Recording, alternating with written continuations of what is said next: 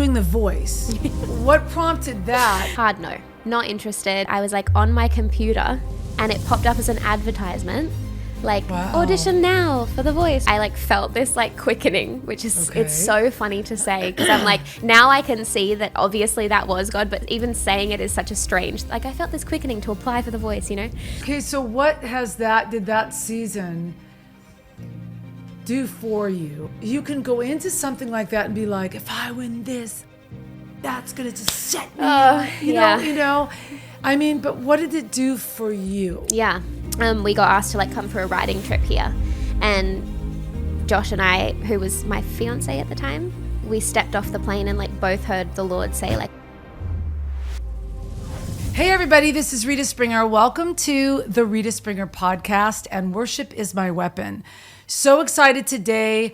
I love when I meet new people, especially new singers, new artists, and we have one today that you know those kind of people when you meet them and you're like, oh, I love this person. There are moments in my life that I get to meet people. I mean, I meet people all the time. But there are moments when, it's usually a friend of a friend of a friend, or somebody says, you've got to meet this person. She's great, or he's great. And then you do, and you're like, oh my gosh, everything that was said about them was true. Well, Bella, today's guest, is that person. I met you as Bella Cole, but your single before your married name, yes, what is your maiden name? Yeah, is Bella Taylor Smith. Yes, that's right. And Bella is from Sydney, Australia. I didn't want to mess up the. No, I was like, is she Brisbane? Is she? No, Sydney. Yeah. And you guys just moved. She and her husband Josh just moved to Nashville, not too long ago. Yeah. And you came over. It was a night of worship I did, right? Yeah. I do these little nights of worship at the house with Patrick Mayberry sometimes, and we'll just invite random people, like whoever wants to come, come. And you showed up. Yeah. And I remember that night thinking, between you and Gracie Binion, I think Gracie Binion was on the floor. Yeah. And you were across the, on the other couch, and I was like, yeah, I ain't singing nothing. Because it was just one of the most beautiful nights of this, because it's just the worship. It's just like, it's kind of spontaneous. And it was such a great introduction to you, because not only was it just that people that we both love you, but it was just in a great setting, hearing your talent, not in the sense of, oh, did you see her lead worship? She's so great, but just it was very sweet. Yeah, it was just the best. Night, but you have a stunning voice. Thank you. And you're an incredible little songwriter as well. But you also have this really beautiful story. And I thought, man, I just want you to come because, doing interviews with people, I always want to find people that not just have interesting lives or like what they're doing in their careers. I think all that stuff is super encouraging, but I'm always trying to find the trail of why people end up, why the Lord brings people. And it's like some people, like Mia, I interviewed Mia Fields, and I've known Mia for a long time. She's the best. And you look at Mia and you're like, I would never think that she was one of the triplets, and that her life was the journey that it was, because from where she came from to where she is, it's like, how in the world did that happen? And you kind of have a similar thing where you kind of, was it, can you tell us a little bit about your backstory, like how you even got involved? Because, you're recently, in the last few years, you won The Voice in I did, Australia. Yes, that's right. right. So I want to talk about that a little bit too. Yeah. But can you just tell us a little bit about the clip, like the historical clips of Bella's life? Yeah, my parents got divorced when I was 18 months old, so never kind of had that regular family structure of like mum and dad. Both of my parents remarried, and I have 4 half siblings who I would consider as my whole siblings. Didn't grow up in church, never heard a Bible story really. Just, it's so funny being in America now. I feel like everyone has like these incredible, even like songs that like scripture songs. I'd never heard them before, and now I feel like I hear people singing them to their kids all the time. But didn't grow up in church. My dad always just had an incredible like foundation of conviction, I guess, which I never really understood where it came from. But he raised me like with what I now understand as biblical principles, just without the Bible part. And then, I got saved when, just before I turned 16, I had a friend in my high school, and to be honest, the religious climate in Australia is actually quite different to how it is here. I think I'm always surprised by that when you guys say it. It's like, what? Yeah, so it's actually really not common to grow up in church and not common to attend. And so there was a girl called Monica in my high school, in my year group, who, like, I use the word harassment softly, but hassled me to come to youth, and just like to her local youth group. So I went for a whole year before I decided to like dedicate my life to the Lord, which was like a funny and very special time. And then as soon as I like made that decision and got saved, it was just like, I know why I exist.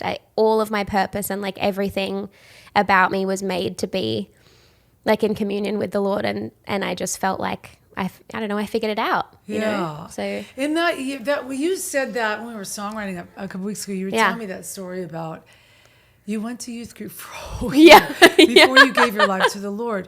What are you thinking as a teenager in that whole year? Are you thinking, I never would come back here, but you came back all the time? I think it was just the fruit of that place was so attractive to me, like the fruit of freedom that was there. And just I didn't really sing much in my house growing up, and so the church that I was invited to, like their worship expression was so beautiful. And so I think I was just attracted to that. Like I could sing growing up, but didn't really enjoy it, didn't really know why, never had kind of a desire to do it. And then when I started going to church, I was like, oh, the freedom in this place is so attractive to me. And then I think it took me a year to really believe that it was real.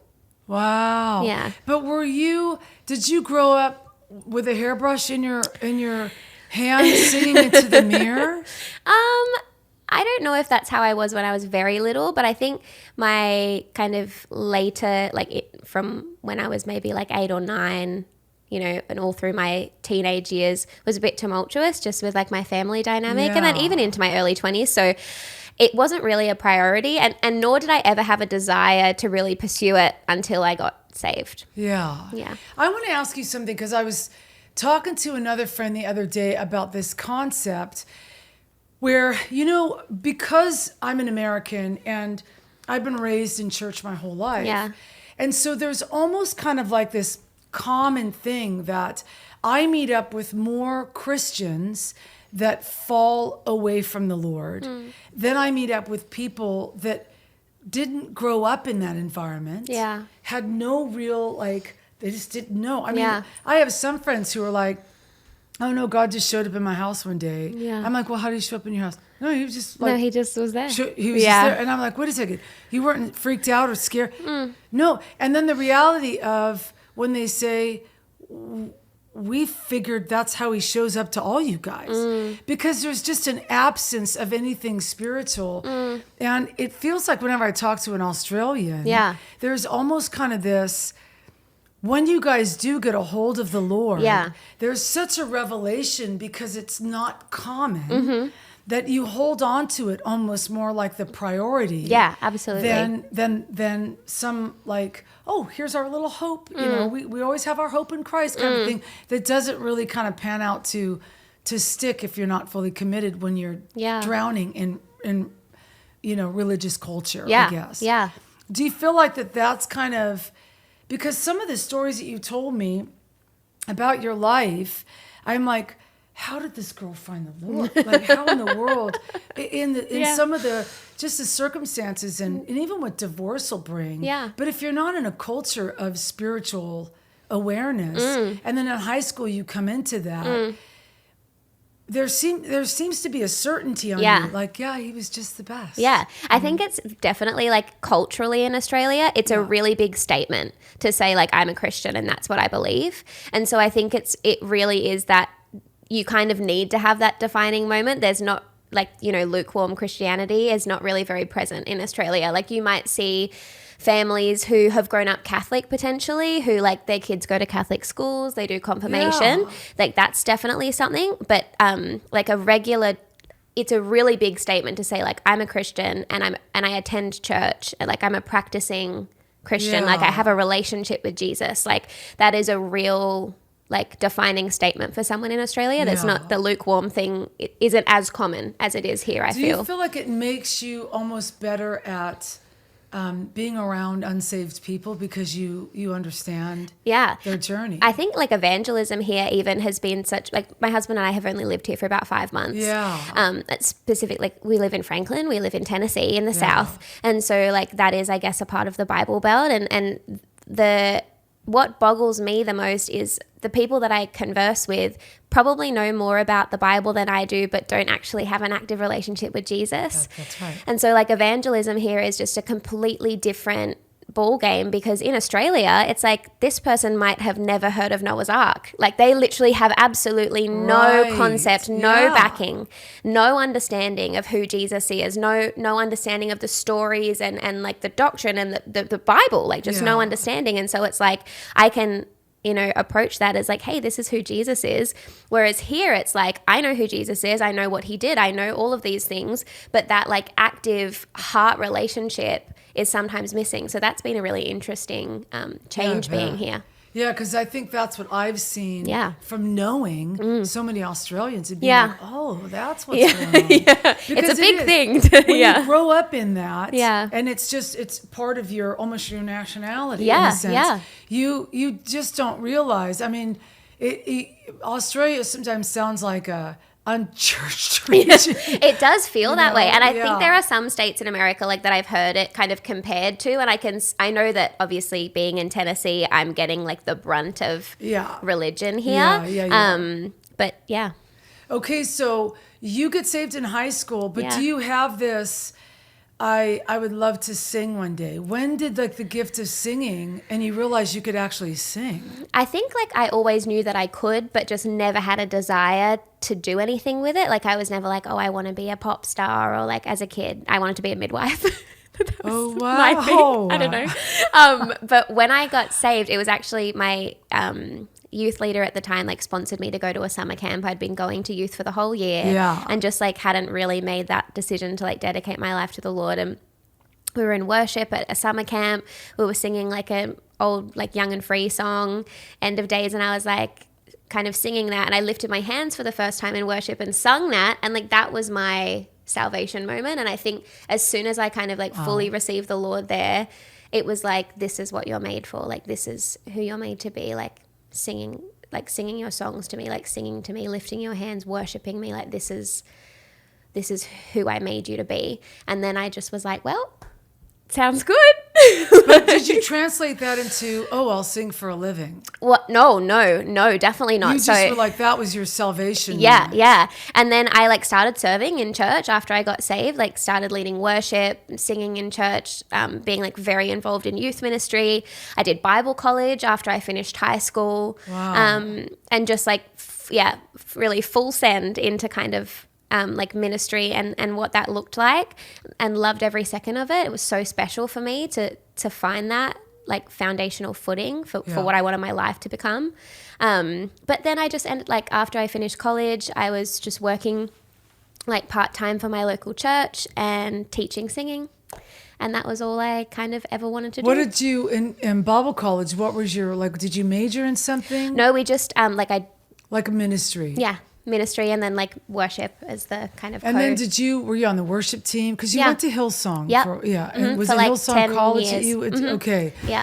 Hey everybody, I want to take a minute to talk to those of you and encourage those of you who maybe you're planting a church, you're on staff at a church, you're in the children's department of a church, and you run and oversee the curriculum at your kids' division of church.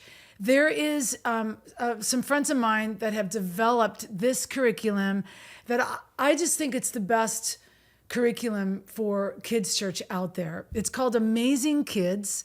It is a Bible-based, spirit-filled curriculum. I know these guys. They are incredible creatives. Connie and Tyler Bates are the genius behind this, and they just love serving kids and serving God in serving our kids.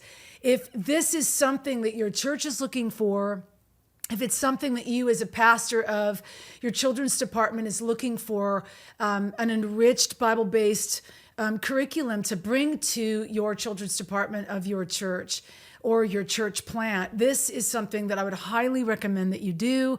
I fully believe and back what these guys do. My own kid was under it for years, and it's just the way that they're doing it right now is just beautiful. So you can find all that information if you go to amazing.kids, and there's a kind of a special discount code that you can get, or a promotional code that you can get if you type in Rita in the promotional area of that, and they'll give you special pricing on that. But it's something that I just highly recommend.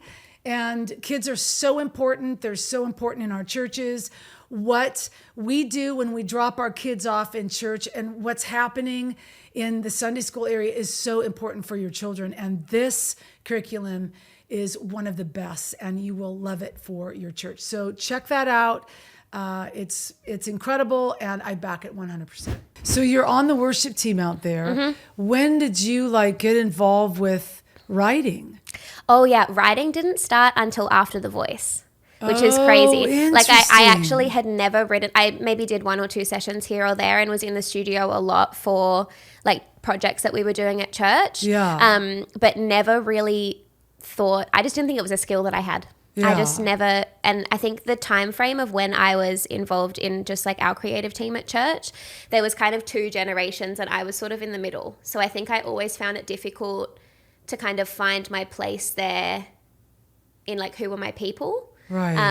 And so didn't really have that kind of community of songwriting around me to learn. Right. Yeah. Well, and that would be a little bit of a tough culture. Yeah. Being the way that it was. It was very full time, Yeah. lots of people, and so many incredibly deeply talented people as well, who were all just trying to find their way at the same time in the same place. I want to ask you this from that perspective too, because I talk to so many worship leaders and worship, songwriters, and a lot of women. And what would you kind of say about feeling like you're called to something, but being in a place where, I don't want to use the word overlooked, but sometimes it can feel overlooked. There's so many others that are in line ahead of you, that if you feel like God's called you to something, what would you say? And how did you I don't want to say even stay in your lane, because it's not about getting out of your lane as much as it is almost really believing.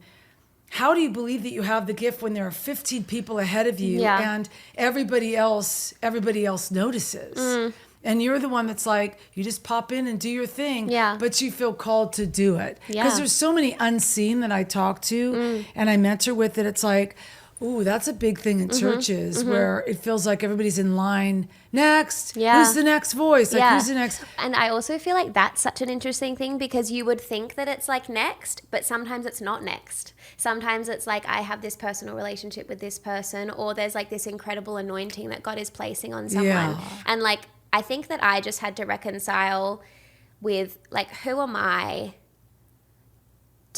to make those distinguishing decisions, one, and who am I to question the sovereignty of I fully trust that God gave me this gift. And I think it was just the nature of my upbringing and how I got saved as well, that I was so open-handed with I didn't do anything for this. I have done nothing for this. And in his kindness, I'm just here. I'm present. I'm doing what is placed in front of me, stewarding that to the best of my ability. And I guess had a resolve that if it wasn't for me, then I don't want it.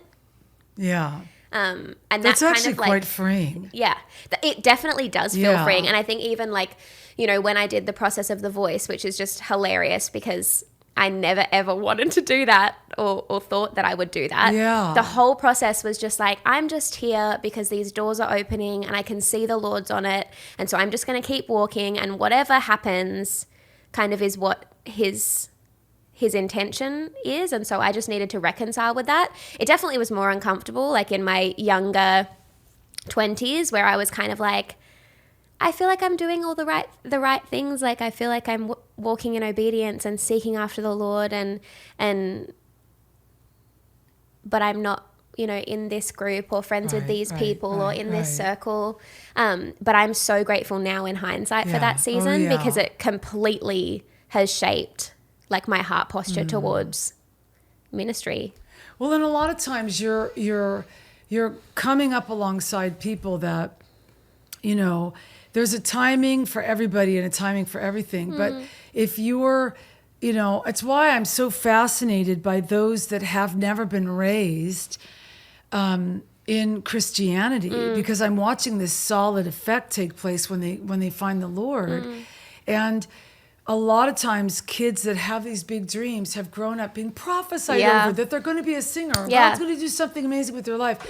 And so they go into these positions in worship leading on that stage, looking at, this is my life's call. And I think that is the thing that I've always thought has boggled me, right? Because it's like after I got saved, like, I mean, I love what I do for my job. I love serving my local church. I love doing ministry, right?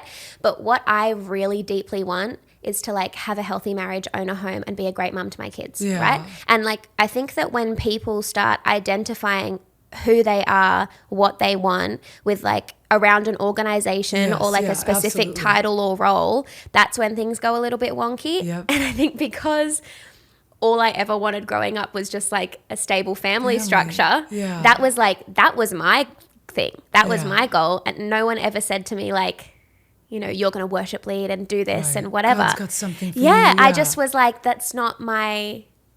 I don't know, that's not my deepest heart desire. And so I feel grateful for that. Well, and I think a lot of times too, we get, like for me, I grew up in a movement called the Vineyard, which was a lot like Hillsong in a way, kind of the pre-Hillsong kind of thing. And it wasn't like what was there, like the steps to get there. I knew it's when you get into a church like that and then you get onto a team and then it's just assumed that's what it looks like. And a lot of that stuff all of a sudden is the thing that I'm always trying to tell worship leaders, you know, understand what God's called you to, not what you do.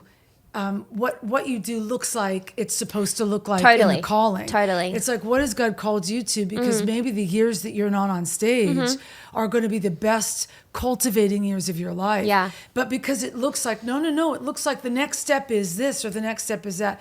So I've always appreciated in our conversations, and I'm like, oh, she kind of came through a side door instead of coming through like the front. I'm so grateful for it. Honestly, it's like, So you get even doing the voice, like what prompted that, and you even applying to be a contestant on The Voice?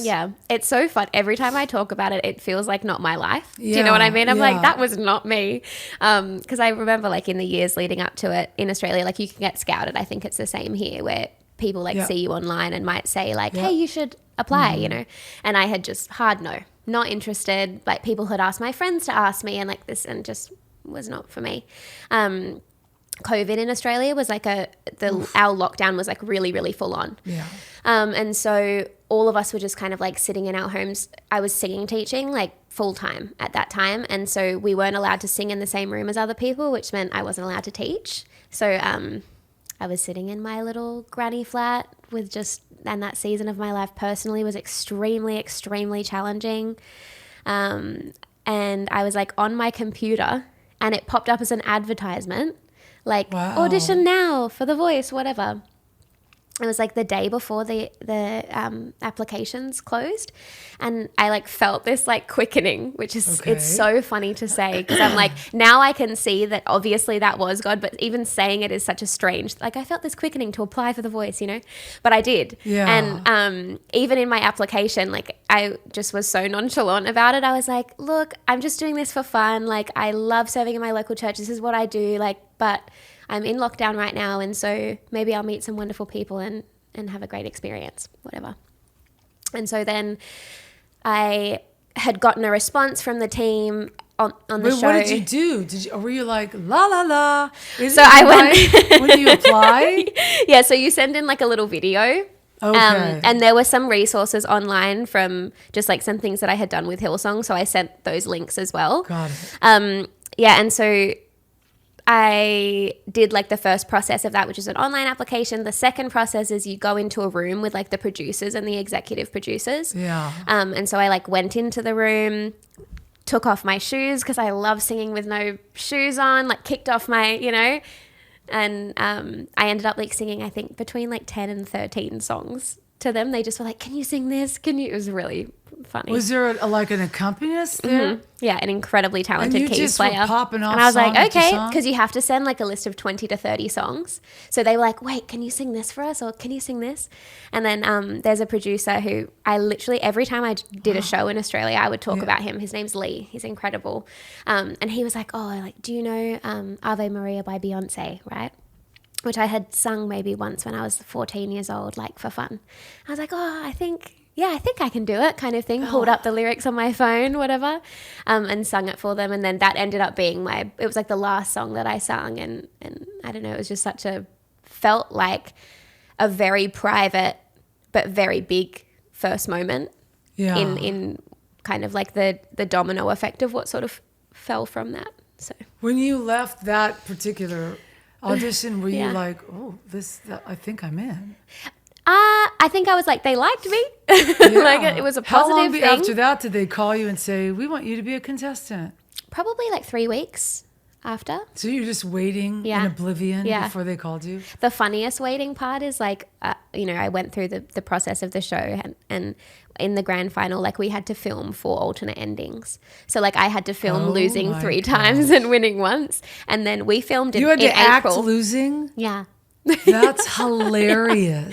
So we like filmed in April, but it didn't air until like the finale, I think, didn't air until September. So I didn't know if I had won, but had pretend won. And wait. I gotta wrap my brain around this. You go through the whole show, but you don't know that you won. I thought it's you voting. were supposed to keep it secret. No. Oh no, because it's live voting. Yeah, and because of COVID, it wasn't live vote. It was pre-recorded live vote. Because it's live now, isn't it? Yeah. Okay. Yeah. Oh, interesting. Yeah. So you had to wait around for a few months. Yeah. Just don't know if I'm going to win The Voice. Don't know. Who knows? And so your I won was all pre-recorded back in April. Yeah. So there's actually a video. There's a video of like that we set up a little camera. I was at now my husband, but he was my boyfriend at the time's house with like his family because we were only allowed like at that time it was like you're allowed 5 people in a household, whatever. We were like full on restricted. My dad was like in rehab at the time, like on a Zoom. Oh. And so you got a real reaction. Yeah. Somehow. So I like set up a little camera and then like sobbed, like burst into tears because I was had been such a crazy time and I just couldn't believe it. And then I posted it on TikTok and it went super viral on TikTok and everyone was like, why are you crying? You already knew. I was like, no, I swear. Oh, wow. Oh, gosh. Funny things, TV things. So what did that season do for you? Because you can go into something like that and be like, if I win this, that's going to just set me up, you know? I mean, but what did it do for you? Yeah. Like, what do you think God had you do that for? Yeah. I mean, it feels so obvious to me now, which is so funny. You know, I was like at Hillsong for 10 years, working there for many years and was so heavily involved in so many ways. All I ever wanted to do was like, do ministry and build the church. And that was just like what I felt God had really called me to. But just, with things that were happening and dynamics that were happening, like I could see that the doors there weren't for me and not doors that I wanted to walk through anyway, which I'm grateful for the wisdom that the Lord gave me in that time. Yeah. And so it's just hilarious, like the way that it has worked now in like I'm now here and have like label representation here that's like with a Christian label that has all come from like my voice contract initially. So I've just like continued on with my options and like just the logistics of it, it's just got God all over it. It's just very funny. Because the sweet thing about winning something like that is that you have this contract that has all these different little options. And you kind of took the one where you could come out here. Yeah, so it was basically like I did like 2 full years of like a pop career in Australia and like released pop projects, toured and did pop music. Pop. Yeah, I love it. Yeah. Totally. I love writing it, and like sync is something I love as well. Yeah. But just like for my artistry, that's not something I really wanted to do. And then in 2022, we got asked to like come for a writing trip here, and like Josh and I, who was my fiance at the time, like we stepped off the plane and like both heard the Lord say like, welcome home, like you're home. Wow. And so then spent like a year and a half trying to get our visas over the line to come here. But that was all because like I auditioned for a television show and did pop music in Australia, where prior I was like doing ministry at like one of the biggest music churches. Yeah. And it's just a very, very strange circle for me to have like won a television show in Australia to like being doing ministry full time in America, which is where I always wanted to be. Just a very strange walk around. Yeah. Usually it's Christian that goes into the. Yeah. Not me. I'm good.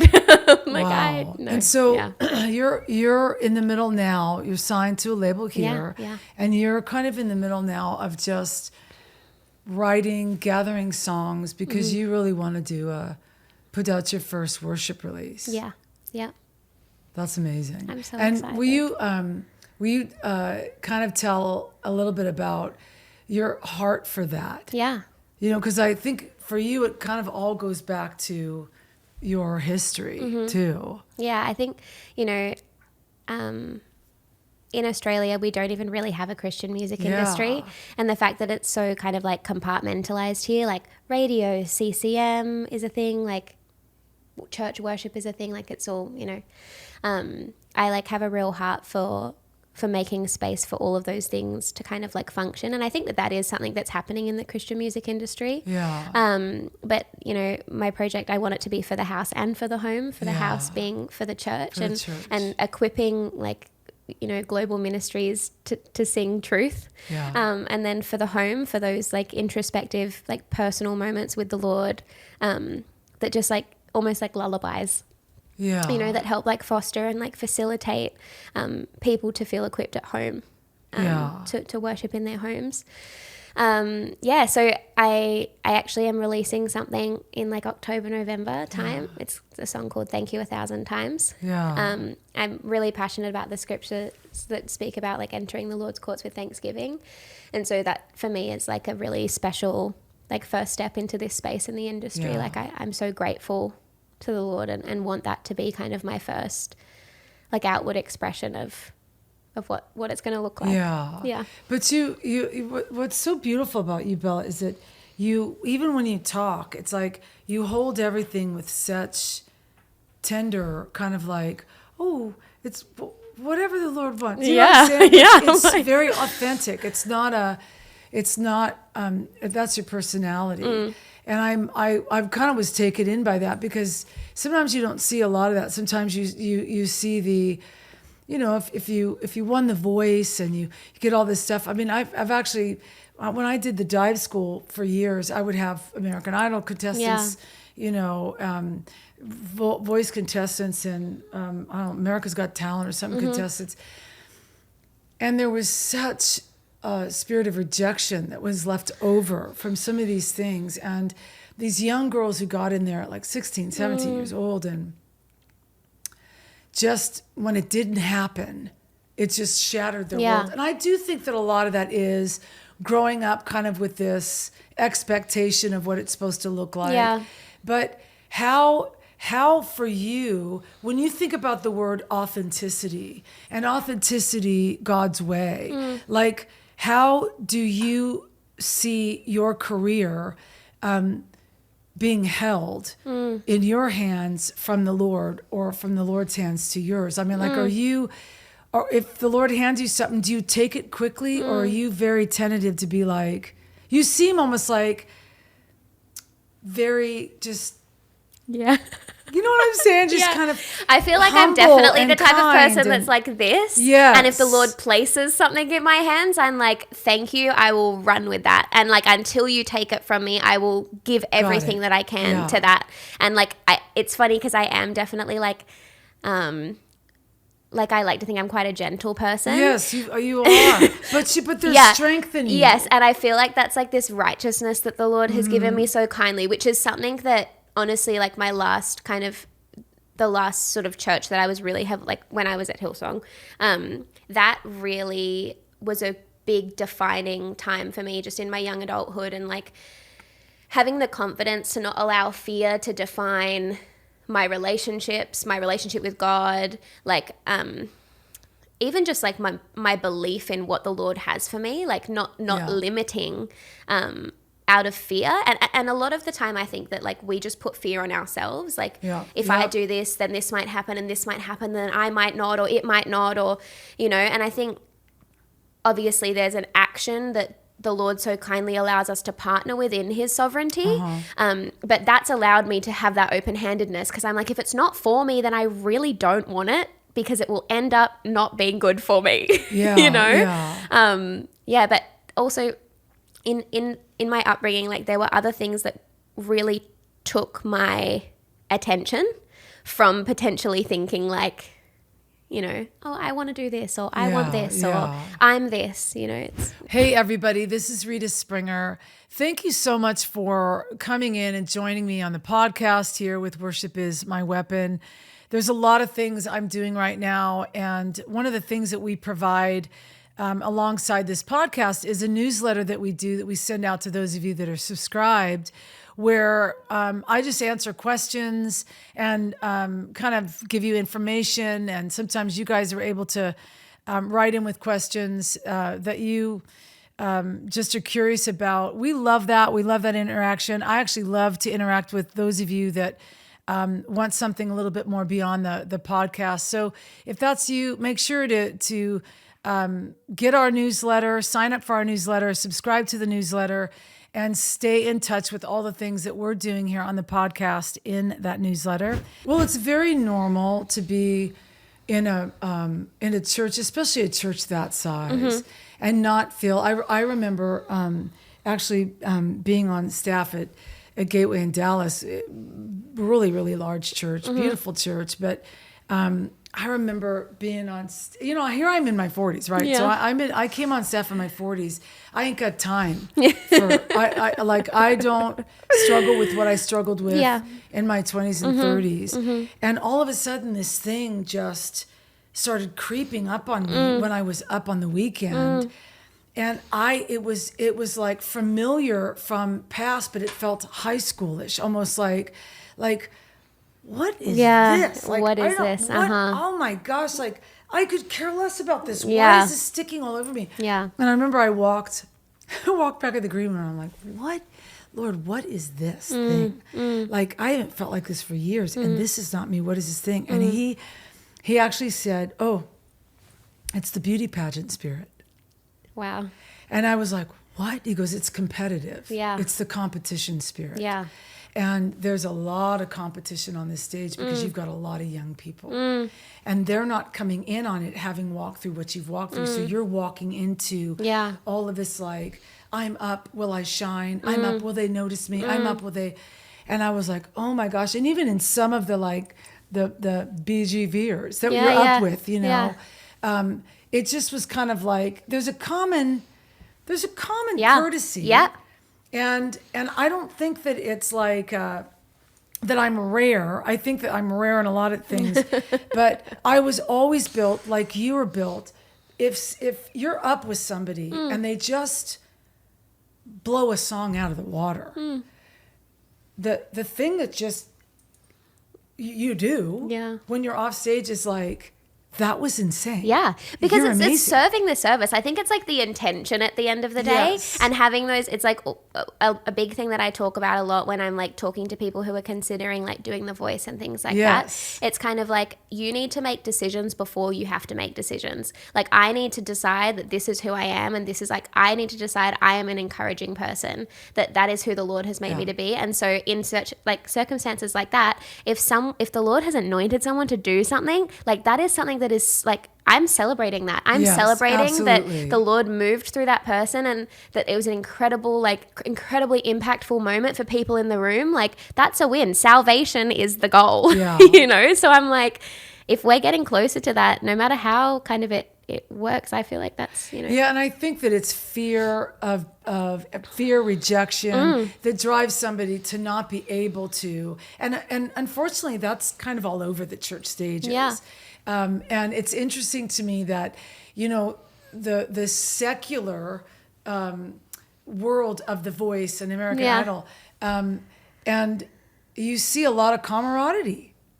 You see a lot of cheering each other on. Yeah, and yeah, you're like, yeah. oh my gosh, Yeah, you're amazing. yeah. And sometimes I watch that stuff and I'm Yeah. like, man, too bad the worship team isn't like that on Sunday Yeah. morning. I think it's just it's the identity part, right? Totally. Yeah, which is crazy. And I say this, I say this with a, not with a preface, but I'm so grateful for Hillsong Church. I got saved there.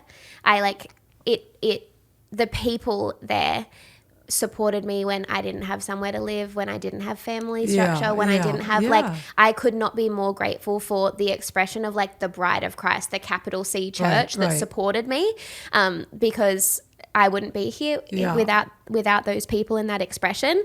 And I kind of found reality television a little bit easier than navigating those personal relationships sometimes. Yeah. And that's just what happens when people's identities are so closely tied in with what they do and who that makes them to others, Absolutely. And I think it's why it's so important to talk about this, especially in my journey where I've been through over 30 years of this, and then someone like you that are kind of coming into it. I really believe, I've been tooting this horn for a long time, but I am so convinced that God wants to do something with the creative arts. I'm so convinced of it, that he wants to do and create and make a harvest through the creative arts, which is film, art, painting, drawing, photography, music, all of the arts, because it is the language that the saved and the unsaved speak. Totally. We're all speaking that language. We all love that language. We all love to go to an art museum and go to a concert and go to a movie. And I think that there's something said in that we need to, as people of faith, actually start leaning into what the Lord is saying for us to actually it's not about cultivating the things of the world. That's the kind of the fear I think of the church. The church has done a really poor job at leaning into creative expression because they've been too afraid of it. Yeah. And I'm like, where are the artists? Yeah. I just love it. Yeah. I've been talking with a close friend so much recently about, he has this incredible articulation of that. He talks about the Renaissance period of art and how the church was the influence to the world. And I feel and I believe that is something that the Lord is doing. He's allowing his creativity to be the influence of our expression, and that should be the influence and the overflow of what we see in the world. And those things I think need to be set right again. And so it's that's what we, me and the church family that I'm a part of, we're praying for that renaissance and believing that is going to shift and kind of go back to how it was, because that purity is the Lord's creativity is unlike anything we could possibly fathom. And I tell my mentees and my students this all the time when I'm teaching stuff, that it doesn't say, and I've said it, I think, on this podcast several times, it doesn't say in Scripture, in the beginning, God sent a Savior. Yeah. It doesn't say in the beginning, God's plan was to have his son shed his blood and save the world. It says in the beginning, God created. And he creates and he creates and he creates for 5 days. Nothing that has ever deviated from the plan except for day 6. And he made all 1, 2, 3, 4, 5 for day 6.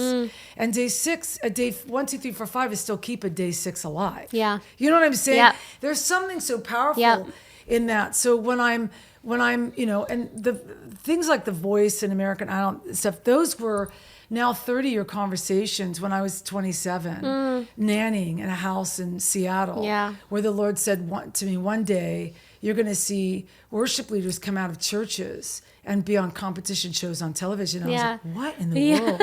And I said to him, then why? Yeah. And he said, because the church won't know what to do with what I'm doing with them. And it is the most grievous I thing. know it. Yeah, it's heartbreaking. But I think that it breeds hope for, maybe those that are watching on the podcast or hearing, clips of the podcast where it's like, if you are creative in any sense of the form, even a carpenter, whatever your art is, or if you have a desire to do something that you think is the Lord, but it feels impossible, it's probably the Lord. If it feels impossible. Totally. Because most of the stuff that God does for us feels pretty impossible.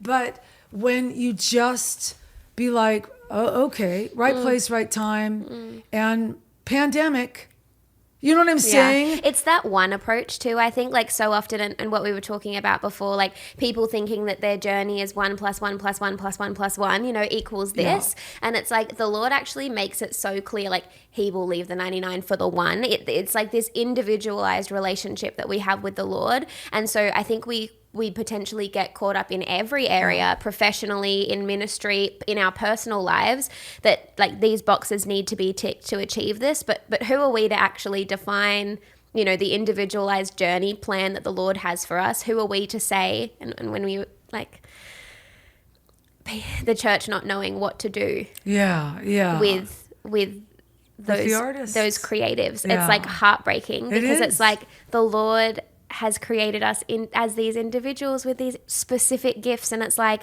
to celebrate those things is his heart's desire, and so creating space for that, I pray, is where we're going. I hope. Yeah. And I think when I think about the coming generation, even those that are right behind you, and I like even my son's generation, and I see what now is their burden. And the Lord will always say, yes, their burden is insane. Yes, even the political surroundings, it's full on, bizarrely mind-blowing insane. But he's like, but when chaos seems like it is in control, I'm always doing something around the corner. Yeah. Because it usually gets worse before there's a breaking or there's a massive revival or a harvest. And I even kind of tiptoe around the word revival because I'm not looking for something that's been done before. Yeah. I'm actually looking for God to do something new, and I want to see artistry thrive in it. So even if that revival happens at an art museum, or it happens at a Coldplay concert, whoa, that would be. Would that not be the best thing ever? Can you imagine how many people would get saved? I'm like, I think that's where I'm like, and I hope that the hunger to see salvation and to see people like side by side in eternity, I hope that priority continues to come to the top of the pile. Because it's like we are literally called to make disciples. Like the Lord makes it very clear, our purpose, our greater overarching purpose, separate from, you're going to lead worship, you have an incredible ministry here, you're an amazing veterinarian. You know what I mean? Right, There's this overarching mission that we have. And if we can continue to put that at the forefront and the center of our decision making, of our vision, like if I see that first, maybe that will help me make better decisions. Yeah. I mean, I was, seeing a bunch of clips, speaking of Coldplay, of Chris Martin with this new song they released called Pray. Yeah. And, there's things like that. I look at that and I'm, it's so hard. I maybe sound a little sarcastic saying this, but I'm like, thank God. Yeah. Thank God somebody's writing it. No, but for real. And who am I to be like, oh, it's not this way, or it's theologically this way, or it's this or that. I'm like, do you know that some person read the word prayer today that probably would have never read the word prayer? And totally, like, if we eliminate God from that situation, we could definitely be like, whatever. Yeah, it'd be really easy to be. Yeah. I mean, I'm sure you sure there'll be people on this podcast. They'll be like, yes, but that they're not talking about the real God, the true God. It's like, but a seed. Are you? A seed also. Yeah. It's like at least somebody is, and it's going out there, and that becomes super popular. Yeah, and that could be a softening of his heart. Yes. Like, can you imagine if like he walks into salvation, for example, and that was just like a seed at the beginning of his journey, and we're sitting here judging, being Right, like, we right, shouldn't be right. celebrating. Yeah. I'm like, Yeah. I just feel so much like there are priorities that the Lord has made very, very clear to us. Yeah. And like me having an opinion about someone else in that way is not worth it for me. Yeah, yeah. Yeah, because you just don't know what the Lord is I doing. have no idea. And I think I've seen, in all of my years, I've seen so much wow and unexplainable stuff done outside of the religiosity. I know that's not a word, but it's one of my favorites. Yeah. You know, of the parameters of how it should have been done, or how we assume it's going to be done. It's like even God, the way he's shown up and spoken things to me and caused my jaw to drop to the floor, being like, what? You know, I'd never expected you to say that. And then it actually pan out, or that, you know, just in an odd way, because I reached for something I never reached for before. Or I showed myself grace that I hadn't shown myself before. And all of a sudden religious shot off my back. Yeah. You know, religiousness shot off my back. So I'm always so intrigued when God brings people in the way that he brings them in, and that he actually uses the world to set them apart. And I feel like So strange, that but was, yeah. so much part of your story. Yes, yeah. That there are people out there that need to know that it doesn't have to look like a church camp. Yeah. You know, and that you can, I mean, I'm sure even with all the things that in the last few years have been so upsetting about Hillsong and the collapse of this or the collapse of this or the truth about this and the truth about this. So many people get so worried about their faith being shaken. I get that. I understand it. But when if your values and ideas and role models and everything that you are attached to God in are attached to the building and to the title over the building, it's going to be a rough go for you. Yeah. But when you really attach yourself to the Lord, you can look at man's mistakes and still be grateful for the time that you had. Yeah. Totally. And that's just for me the difference between like capital C church and like little C church. Yeah. You know what I mean? I think it's like, I'm especially being here, I feel like I'm constantly in conversations about people who have experienced hurt at the hand of people. Yeah. You know, and attaching that to the church is so heartbreaking. Like I had a conversation with Mia actually recently about like she said this analogy, and I was like, yes. She was saying, imagine if you walked into a room and someone was like bad mouthing your spouse, right? Saying, I don't like them, they've been horrible to me, whatever. Imagine how you would feel walking into that space being like, no, this is my spouse. Like, I love them. They're good and kind and generous and gentle. Yeah. It's like, imagine... It was just such an interesting... Imagine how the Lord feels when we're saying, I hate the church. Right. Like his bride. That's his bride. You know, I think when I got saved, it was such a God decision, not a this person's really amazing or this organization is incredible or I love the expression of music in this place. It's like, this is between me and God. And yes, like people, sometimes it hurts and it's hard and it's uncomfortable, but it's like, that's actually not a reflection of the church, his bride. That's just a reflection of humanity. It happens in businesses, it happens in households, it happens in friendships, you know, and it's like for us to so closely attach our relationship with the Lord to an organization can be devastating. Yeah. Well, I'm going to ask you a question that I ask everybody. Okay. Have you ever heard me ask what you burn for as opposed to what your gifts are? Oh, no. Okay. So the difference between having your gifts and burning, burning is what you're born with. Like it's the thing that God, it's like the wick in the middle that's burning. So for me, when the Lord asked me what I burn for, I just said worship. And he said, that's your gift. That's not your burn. Yeah. So the things that we do in our ministries or whatever, our gift under our gifts are not really our burn, but the burn is actually the fuel to the gift. So without the burning, those things can't be fueled. Okay. And for me, the way I found it, because I didn't understand what he was saying, I was confused at the time. It was so long ago. He asked me, well, what's your greatest area of attack? And I said, discouragement. Like right off the bat, I was like, I'm discouraged all the time. And he said, what's the opposite of that? And I said, encouragement. And he goes, there's your burn. Oh, yeah. And then I realized, oh my gosh, everything that I've done is courage. From the songs that I write to everything that I put out is all to throw courage on people. So I always ask people that I'm interviewing what they feel like they burn for. Oh, okay. And sometimes people have to find it like in whatever is their attack. Yeah. So it may be like too on the spot.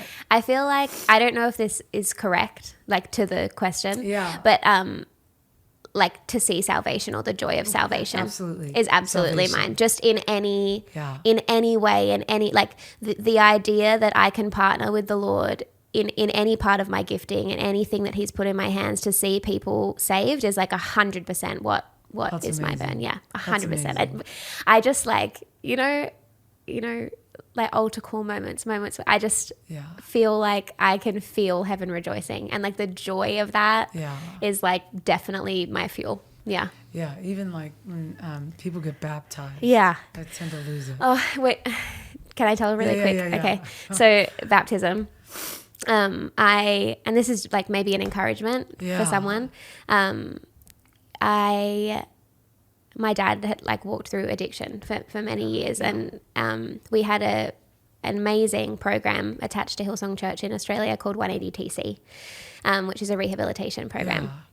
And every Sunday night we would do baptisms, and like all of these incredible men who have walked through addiction, who had gotten saved, like would get baptized every week. And I would be like on the platform watching them get baptized and just like cry every single time because like my heart would break for my dad. My heart would rejoice for these men, and like the defining moment that it is for their life. And like this defining moment for their lives. And, you know, years and years kind of went on, and the Lord was so kind and ended up working it so that my dad ended up attending that program, and he ended up getting saved. And he did. Yeah. And it's just like, those specific moments, those things, it's like what you're saying, where your heart really breaks or really burns, or like that righteousness bubbles up in you. It's like, you know, to see the expression of that in your personal life and then in the outworking of your own life is like the most fulfilling thing in the whole world. Well, thanks so much, Bella. Thank you. Are you under Bella Cole? Or are you still under Bella Taylor? Bella Taylor Smith. Mm-hmm. But all my socials, it's actually funny. They did my name wrong by accident when I was on The Voice. It was all of my socials are just Bella Taylor, but my artist name is Bella Taylor Smith. Yeah. Okay. All right. Yeah. Well, look for Bella Taylor Smith. Her new single will probably drop in October. Right? Yeah, October, November of 2024. Yeah. And keep your eyes peeled because she's pretty amazing. Thank you. Yay.